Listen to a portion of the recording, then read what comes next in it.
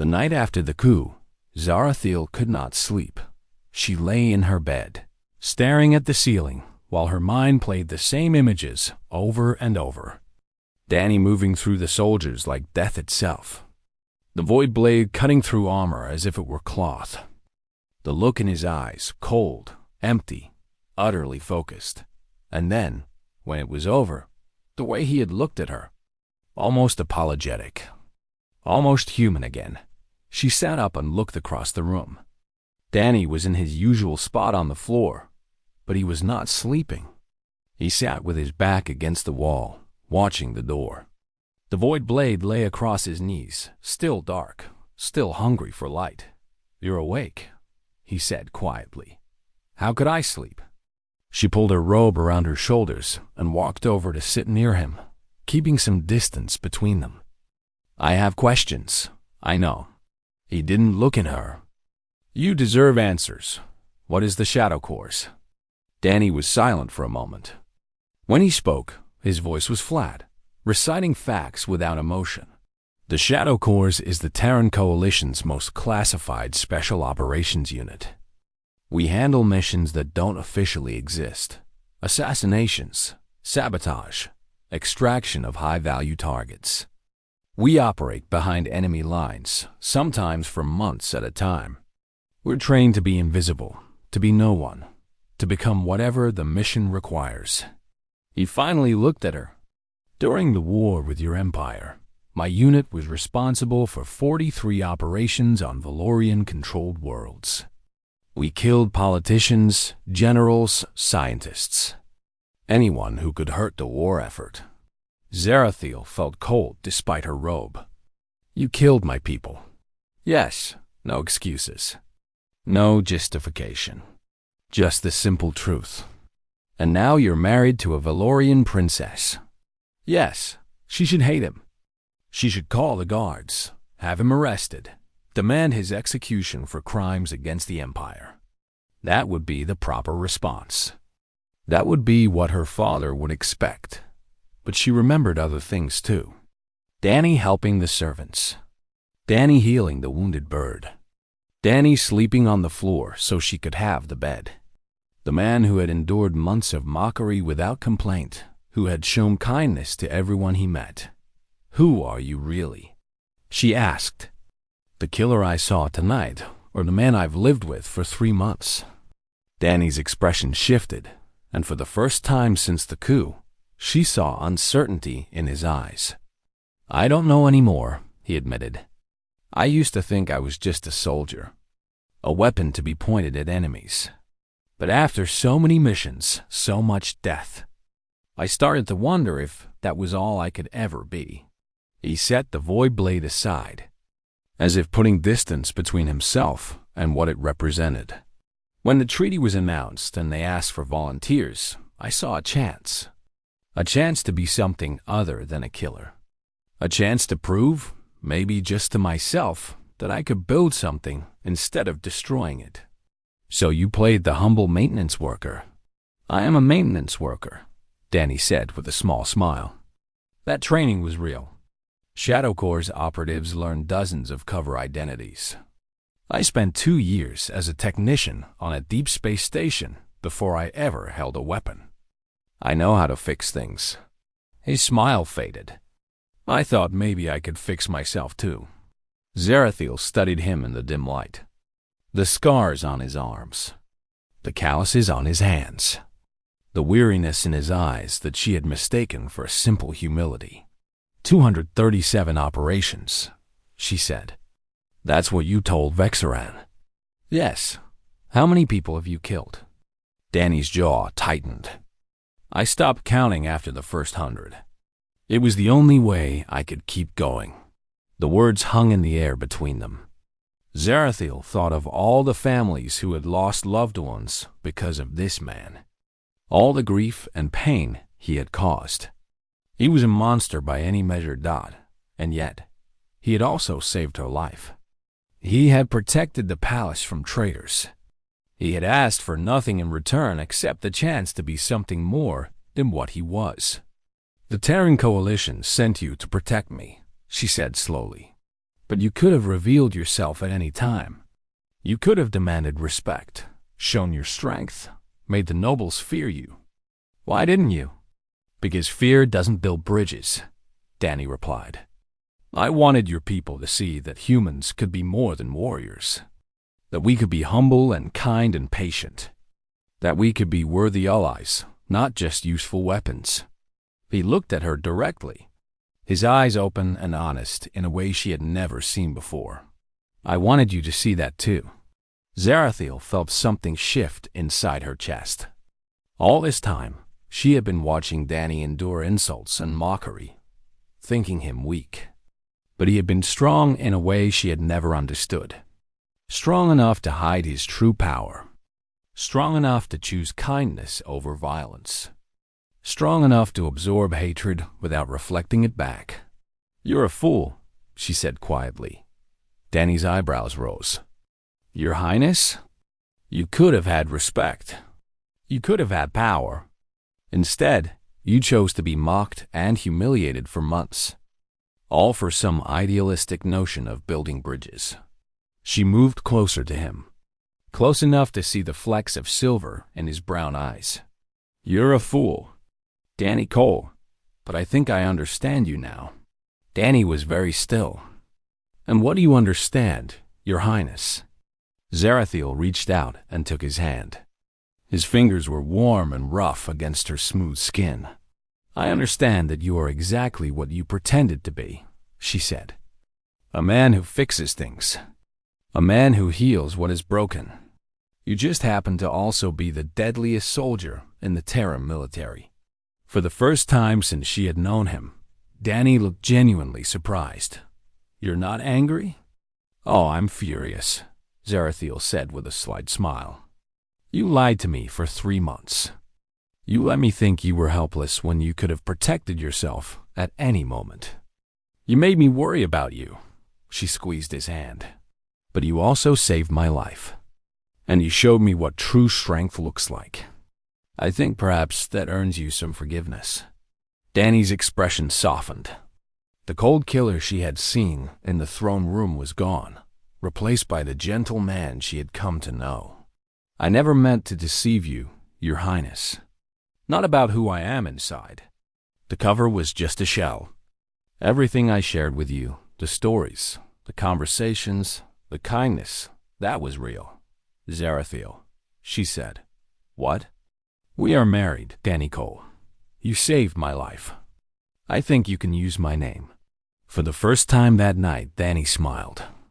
It was the same gentle, uncertain smile she had first seen at their wedding, and she realized now that it had always been genuine. Zarathiel, he said, testing the name. Thank you for understanding. Thank you for giving me a chance.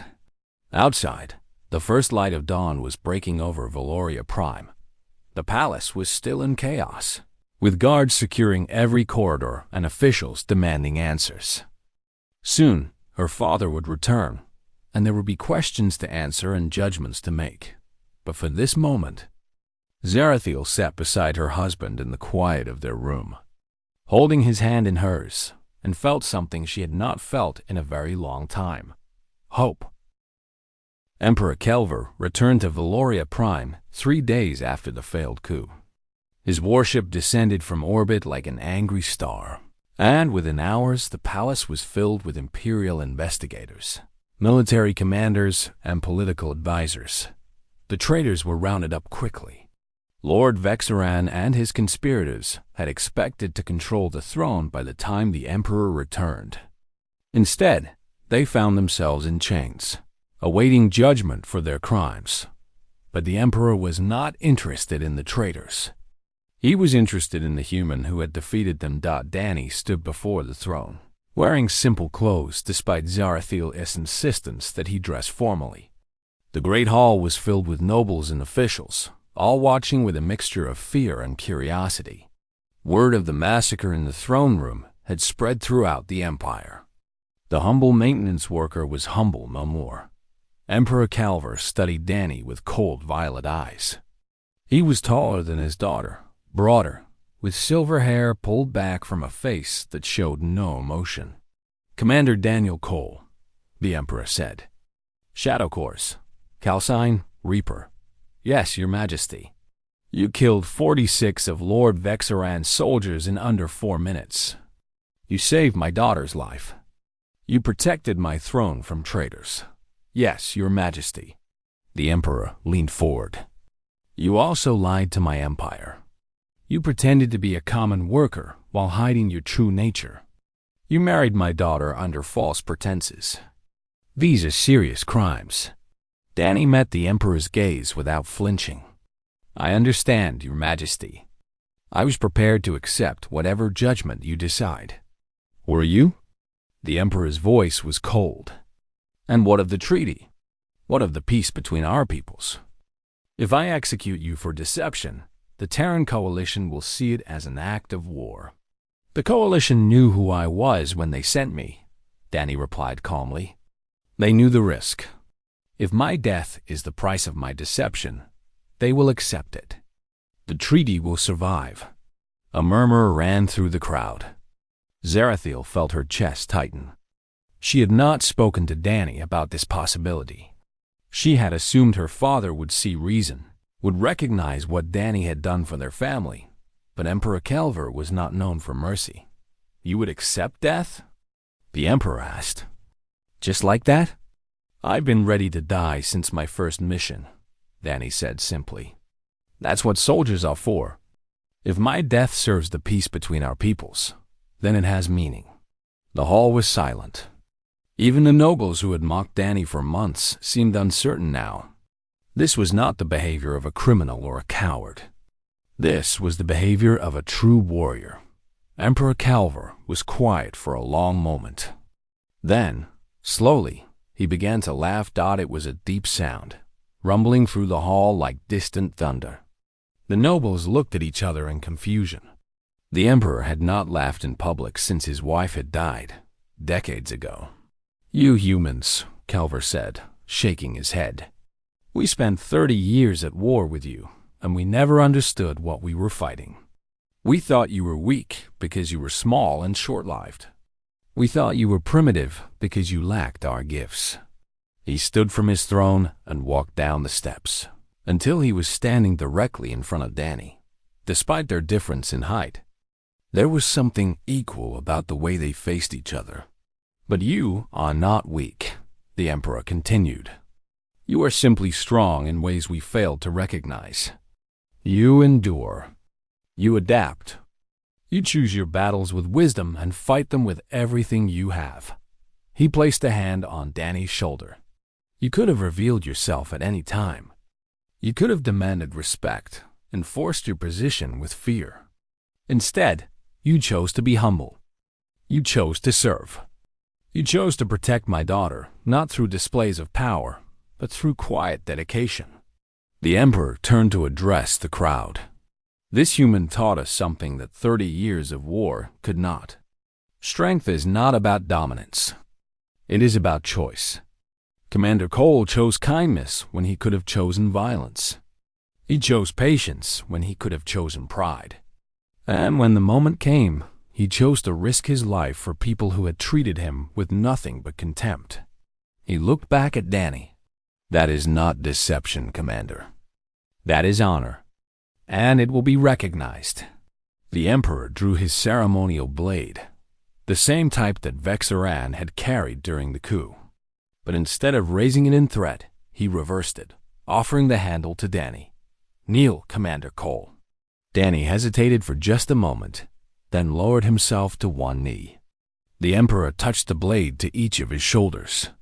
By my authority as Emperor of Valoria, I name you Lord Daniel Cole of the Imperial Court. You are granted full noble status, with all the rights and privileges that entails. You are no longer a stranger in our empire. You are family. The crowd erupted in shocked whispers. A human granted noble status? It was unprecedented.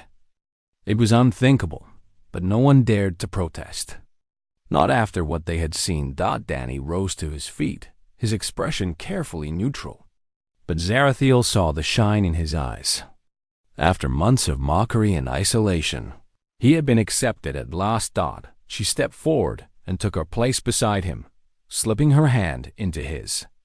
The Emperor watched them with something that might have been approval. "Take care of my daughter, Lord Cole," Kelver said quietly. She was chosen well, even if she did not know it at the time. Danny bowed his head. "I will protect her with my life, Your Majesty, and I will try to be worthy of her choice."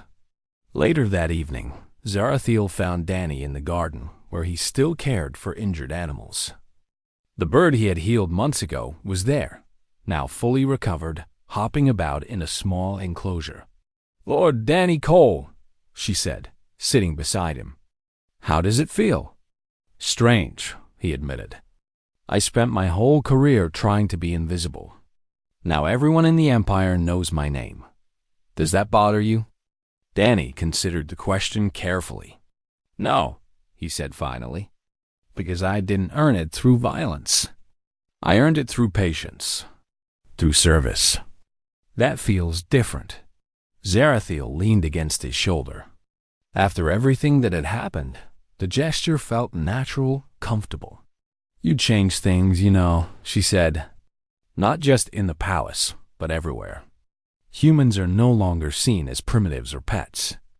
They're seen as allies, as equals. That was the goal," Danny said with a small smile. "Though I admit I thought it would take longer." "And what will you do now? Now that your mission is complete?" Danny turned to look at her. In his eyes, she saw the killer who had saved her life, the soldier who had carried the weight of 200 missions, the gentleman who healed wounded birds and slept on floors. "I thought I might stay," he said quietly. "If you'll have me." Zarathiel felt warmth spread through her chest. She took his hand, the hand that had held a sword, that fixed machines, that cared for helpless creatures. "I think," she said, "that I would like that very much." Above them, the stars of Valoria Prime blazed in the night sky. Somewhere out there, humans and Valorians would continue to build bridges, to forge alliances, to learn from each other. And it had all started with a common man who drew his sword not to conquer, but to protect. That, in the end, was what humans truly were. Not weak, not primitive, but dangerous enough to spare their enemies and wise enough to know when to do so. The Great Hall of the Kethrani Empire was the largest room Princess Valera had ever known. Golden pillars rose toward a ceiling painted with the faces of ancient emperors. Thousands of nobles sat in curved rows, their violet skin glowing softly under the crystal lights. They wore robes of silver and black, the colors of power. They looked down at her like she was something dirty on their floor. Valera stood alone in the center of the hall. She wore the white dress of an unbonded princess, simple and plain compared to the rich clothing around her. Her hands were steady, but her heart beat so fast she thought everyone could hear it. Today was the day that would decide her future. Today, the noble houses would answer her bonding petition. The Kethrani had strict laws about royal succession. A princess could not inherit the throne without a consort from a recognized noble house. It was an old law, made in ancient times to keep power within certain families. Valera's father, Emperor Torvan, had tried to change it before he died. He had failed. Now Valera stood before the same nobles who had hated her father's choice of wife. Her mother had been a commoner, a teacher from a small colony world. She had no noble blood, no family name that mattered. The great houses had never forgiven the emperor for loving her, and they had never accepted the daughter that love produced. High Counselor Brennan rose from his seat at the front of the hall.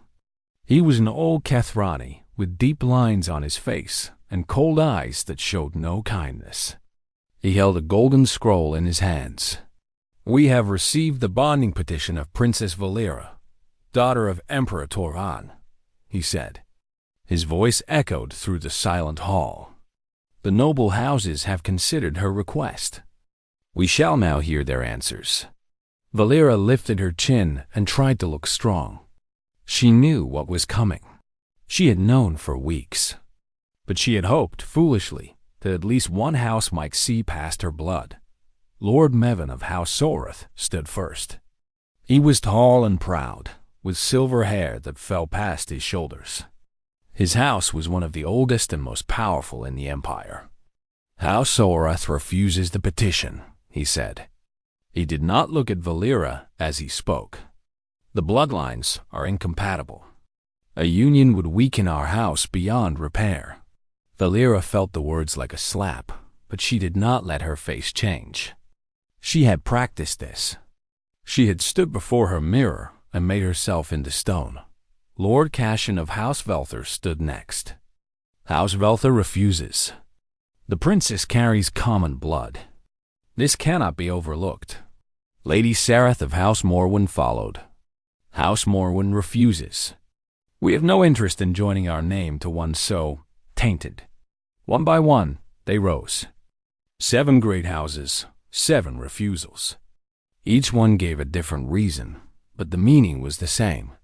She was not good enough. She would never be good enough. Her mother's blood was a poison that no title could cure. When the last house finished speaking, the hall fell silent. Valera stood in that silence, feeling smaller than she had ever felt in her life. She was a princess of the Kethrani Empire, daughter of a beloved emperor. And she was worth nothing to these people. From the shadows at the side of the hall, she saw her uncle watching. Prince Councillor Draven had the same violet skin as all Kethrani, but his eyes were darker, hungrier. He was her father's younger brother, and he had wanted the throne since before Valera was born. With no consort, she could not inherit. The path to power would be his. He smiled at her. It was not a kind smile. Valera turned and walked out of the great hall. She did not run, though she wanted to. She kept her steps slow and her back straight. She would not give them the satisfaction of seeing her break. The corridors of the palace were long and empty. Valera walked through them like a ghost, past paintings of ancestors who would have been ashamed of her, past windows that looked out on a city full of people who did not want her to rule them. She walked until she reached the one place in the palace that felt like hers. The observatory was at the top of the highest tower. It was a small room filled with star charts and old books. A great telescope pointed toward the sky, and through the glass ceiling, Valera could see the endless darkness of space dotted with distant suns. This was where she came when the world became too heavy. This was where she felt closest to her father. She sat on the cold floor and finally let herself cry. That was how Arn found her. The old scholar had served her father for 40 years. His violet skin had faded to pale lavender with age, and he walked with a cane that clicked against the stone floor. But his eyes were still sharp, still full of wisdom and warmth. "I heard what happened," he said softly. He lowered himself to sit beside her, his old joints protesting. "I'm sorry, child." Valera wiped her eyes. "They hate me, Orin. They have always hated me." "They hate what you represent," Orin said. "Your father loved a common woman. He showed them that their precious bloodlines meant less than they believed. They cannot forgive that. It does not matter why they hate me. The result is the same. Without a consort, I cannot inherit. My uncle will take the throne, and everything my father worked for will be destroyed." Arn was quiet for a long moment. He looked up at the stars through the glass ceiling, his old face thoughtful. "There may be another way," he said finally. Valera looked at him. "What do you mean?" "There is an old law. Very old. It has not been used in centuries, but it was never removed from the books." Arn pulled a small data tablet from his robe and handed it to her. "The Pact of Open Bonds. It was created in the early days of the Galactic Compact, when the Kethrani first made contact with other species. It allows a royal to seek a consort from any species within the compact." Valera read the words on the screen. Her heart began to beat faster. "Any species?" "Any species that has signed the compact agreements." The law was meant to build alliances with other races. It was used a few times in ancient days, then forgotten. Oren paused. The noble houses cannot refuse a consort chosen under this law. It is older than their houses, older than their traditions. But which species would accept? Valera asked. The elder races look down on us almost as much as our nobles look down on my mother's blood. The Vorin think we are too emotional. The ShallHFY think we are too warlike. None of them would agree to a union with a half-blood princess. Oren smiled, just a little. There is one race that might. They are new to the compact. They have no old prejudices, no ancient hatreds.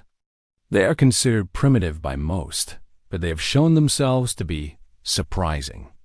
Valera felt hope stir in her chest, fragile and painful. Who? The humans, Oren said. They have an embassy here, on the capital world. They are young and eager to prove themselves. And they do not know enough about our politics to refuse you for the right reasons. Valera looked back at the stars. Somewhere out there was a small blue world called Earth. She had read about humans in her studies.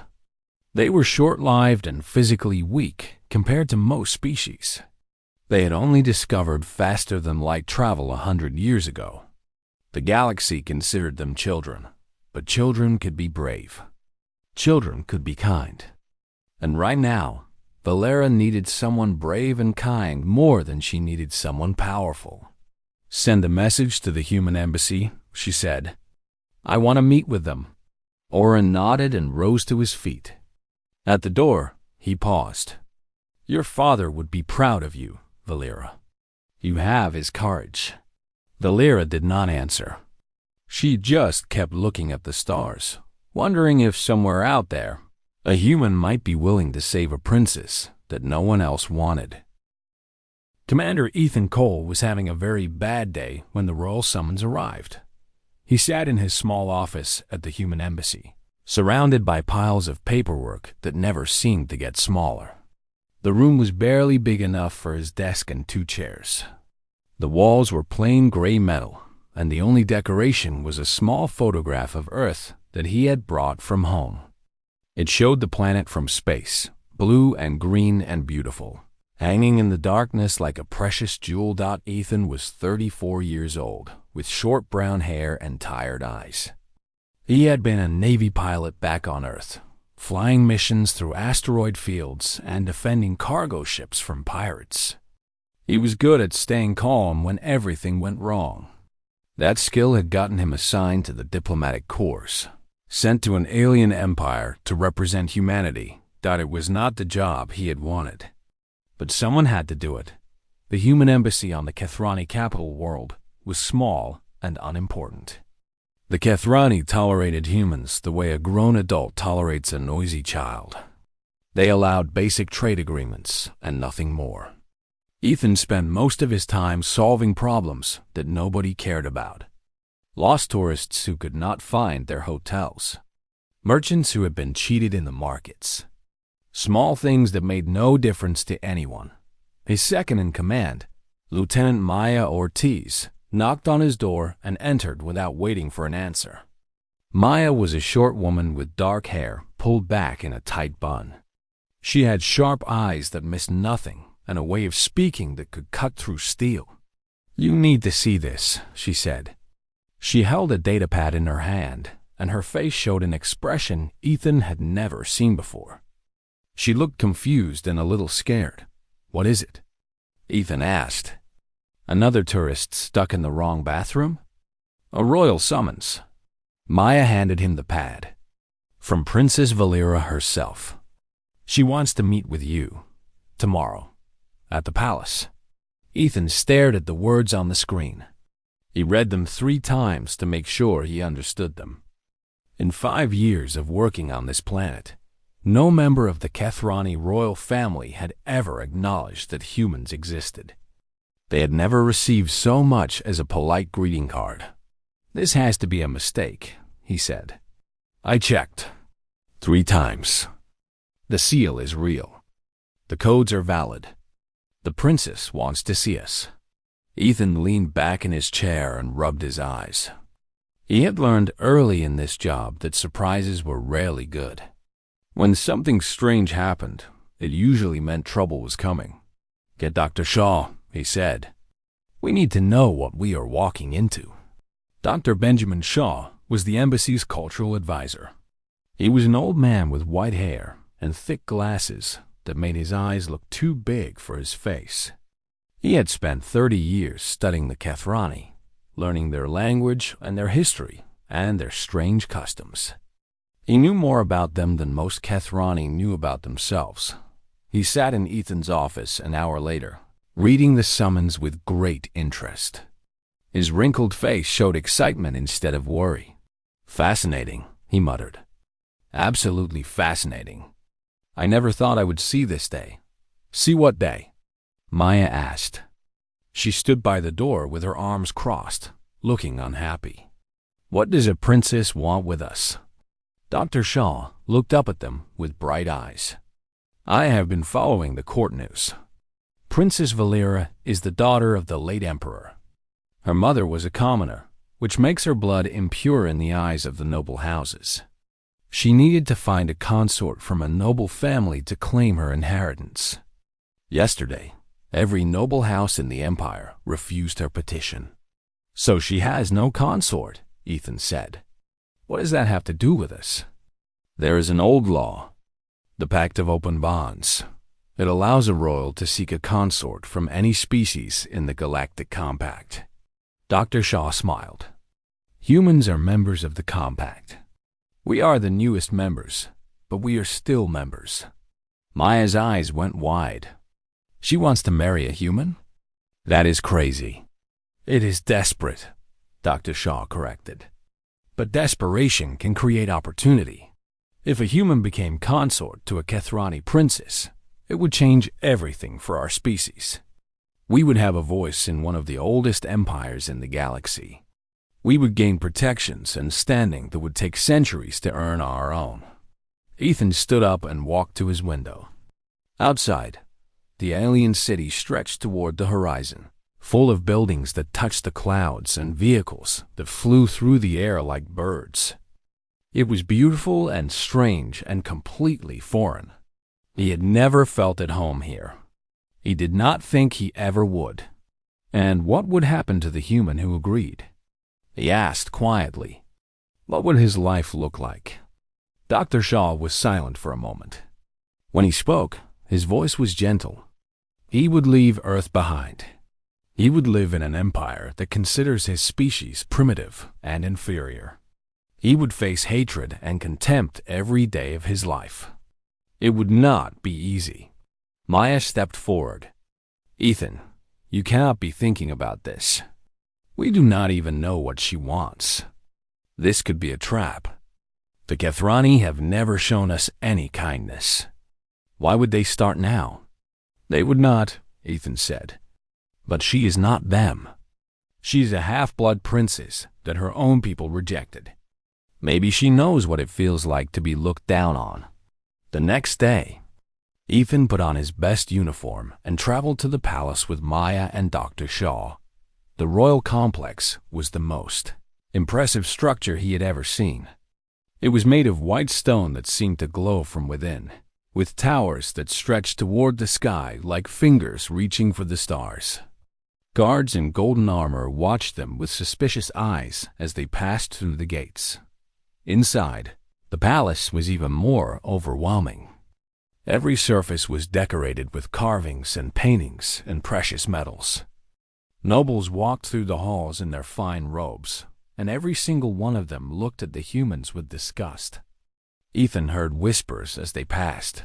Primitive, savage, animals. He kept his face calm and his back straight. He had been underestimated his whole life. He was used to it. A servant led them to a private meeting room. It was smaller than Ethan expected, with simple furniture and a large window that looked out on a garden. Princess Valera stood by the window, waiting for them. She was beautiful in a way that was completely alien. Her skin was a soft violet color, and her eyes were large and silver, like mirrors reflecting starlight. She was tall and thin, with long dark hair that fell past her shoulders. She wore a simple blue dress, nothing like the fancy robes of the nobles outside. She looked at them with hope in her eyes. It was the hope of someone who had nothing left to lose. "Thank you for coming," she said. Her voice was soft but steady. "I know this request must seem strange to you." "Your Highness," Ethan said, bowing his head. "We are honored by your invitation. How can we help you?" Valera was quiet for a moment. Then she began to speak, telling them everything. She told them about her father and her mother. She told them about the noble houses and their hatred. She told them about the old law and why she had summoned them here. "I need a consort," she said finally, "or I lose everything. My throne, my father's legacy, my freedom. My uncle will take power, and he will destroy everything my father tried to build. I am asking humanity to consider a political union. I am asking if one of you might be willing to stand beside me." The room was silent. Maya looked shocked. Dr. Shaw looked thoughtful. Ethan looked at the princess and saw past her alien features to the person underneath. He saw someone scared and alone, fighting against a world that wanted to crush her. "You are asking me to marry you," he said slowly. "I am asking if humanity might be willing to save a Phi, princes that no one else would touch." Valera met his eyes without looking away. "I do not expect love. I do not expect anything except honesty and partnership. I am offering you the same in return." Ethan thought about Earth, so far away. He thought about his family, his friends, his life. He thought about everything he would lose. Then he thought about everything humanity might gain. "I need time," he said. "I need to speak with my government. This is not a decision I can make alone." Valera nodded. "I understand. Take the time you need. But please know that time is something I do not have much of. My uncle is already moving against me. Every day that passes makes my position weaker." As they left the palace, Maya grabbed Ethan's arm. "Please tell me you are not actually considering this." Ethan looked back at the white towers reaching toward the sky. Somewhere inside, a princess was waiting for an answer that could change everything. "I do not know what I am considering," he said, "but I know I cannot say no without thinking about it first." The message to Earth took 3 days to send and receive. Faster than light communication was expensive, and the human embassy did not have priority access. Ethan spent those 3 days in his small office, unable to sleep, unable to think about anything except the choice that waited for him. He thought about his mother back in Ohio, growing old in the house where he had grown up. He thought about his younger sister and her 2 children, who called him Uncle Ethan and sent him drawings of spaceships that looked nothing like real spaceships. He thought about the smell of rain on grass and the taste of coffee in the morning, and 1,000 small things that he had always taken for granted. If he did this, he might never see any of that again. The Kethrani capital was far from Earth, and the journey was long and expensive. He would become a stranger to his own family, a face on a screen that grew older and more distant with every passing year. Maya found him in his office late one night, staring at the photograph of Earth on his wall. "You have not slept in 2 days," she said. She set a cup of something hot on his desk. It was not coffee, because they could not get real coffee this far from home, but it was close enough. "I have been thinking," Ethan said. "About the princess? About everything." He picked up the cup and held it in his hands, feeling the warmth spread through his fingers. "When I was young, I wanted to be an astronaut. I wanted to explore the stars and see things no human had ever seen. I thought it would be exciting. I thought it would be simple." Maya sat down across from him. "And now? Now I know that nothing is simple. The galaxy is full of species that have been traveling the stars for thousands of years. They look at us like we are children playing with toys we do not understand. We are nothing to them. We are less than nothing. So why are you considering this? Maya asked. Why would you give up your life for people who think so little of us? Ethan looked at her with tired eyes. Because someone has to show them they are wrong. Someone has to prove that humans are worth something. If not me, then who? If not now, then when? The response from Earth arrived the next morning. The United Nations Council had debated for hours before reaching a decision. They would support whatever choice Ethan made. They would not order him to accept, but they would not forbid it either. The message included notes from different representatives. Some were excited about the opportunity. A human in the Kethrani royal line could open doors that had been closed to humanity since first contact. Others were worried. They thought it was a trap, a way for the Kethrani to humiliate humanity on a galactic stage. Dr. Shaw read through all the messages with great care. When he finished, he looked at Ethan with serious eyes. The Council is leaving this in your hands, he said. That is a heavy burden to place on one person. They do not know what else to do, Ethan replied. None of us have ever faced anything like this before. There is no guidebook, no training program, no list of rules to follow. I have to make this choice on my own. Not entirely on your own, Dr. Shaw said gently. You have us, and you have Princess Valera. Perhaps you should speak with her again before you decide. That evening, Ethan broke protocol and visited the palace without an official invitation. He told the guards he had important information for the princess, and after many suspicious looks and whispered conversations, they let him through. A servant led him through endless corridors to the observatory tower. He found Valera standing at the telescope, looking at the stars. She turned when she heard his footsteps, and her silver eyes showed surprise. Commander Cole, she said, I did not expect to see you so soon. Has your government made a decision? They have left the decision to me. Ethan walked to the window and looked out at the night sky. I am still trying to figure out what to do. Valera was quiet for a long moment. Then she walked to a small table where a bottle and 2 glasses waited. She poured a dark liquid into both glasses and handed one to Ethan. This was my father's favorite drink, she said.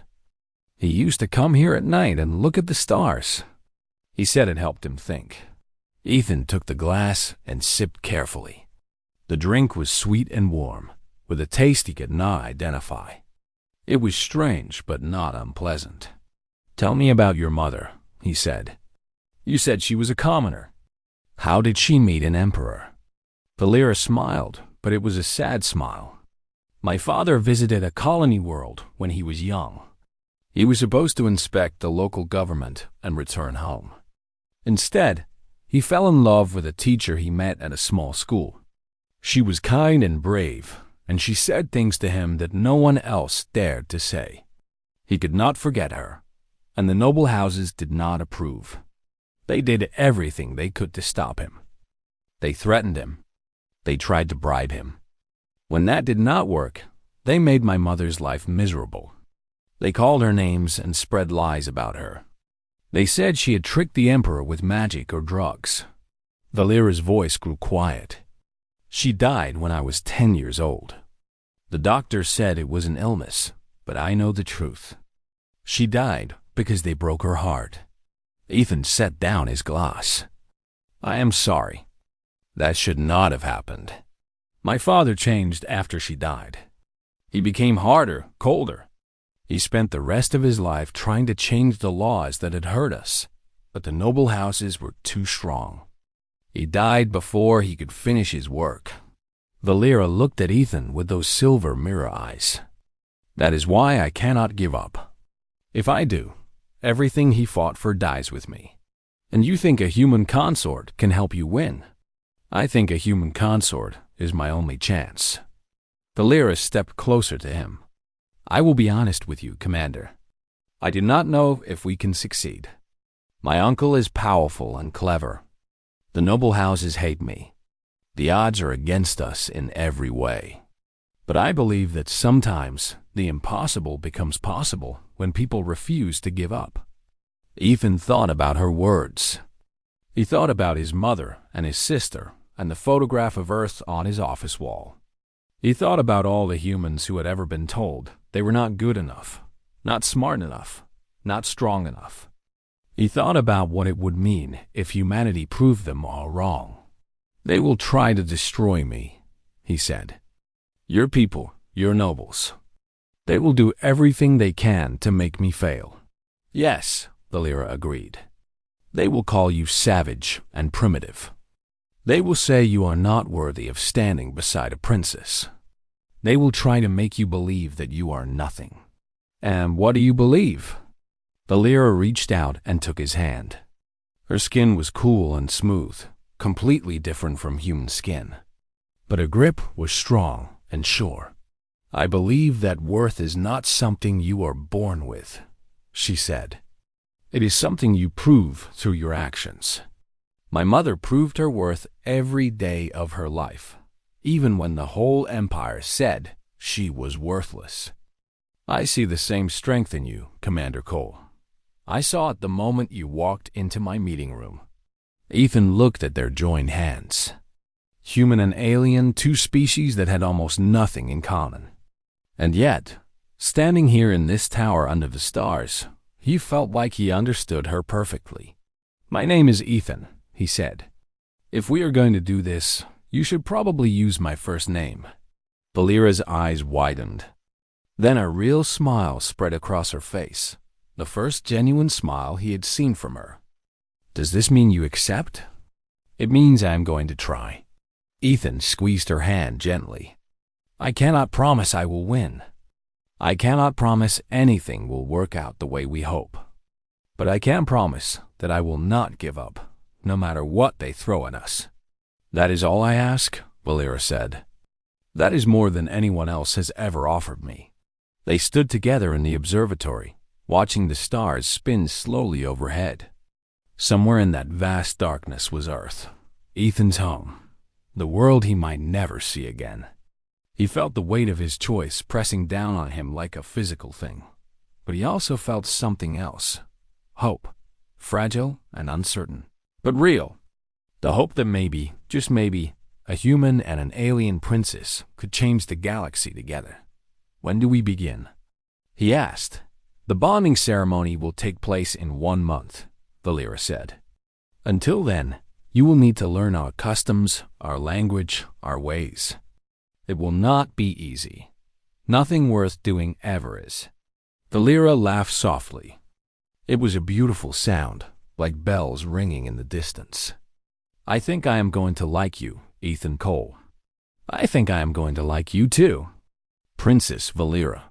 And standing there under the alien stars, the most important alliance in human history was sealed not with politics or treaties, but with two people choosing to trust each other.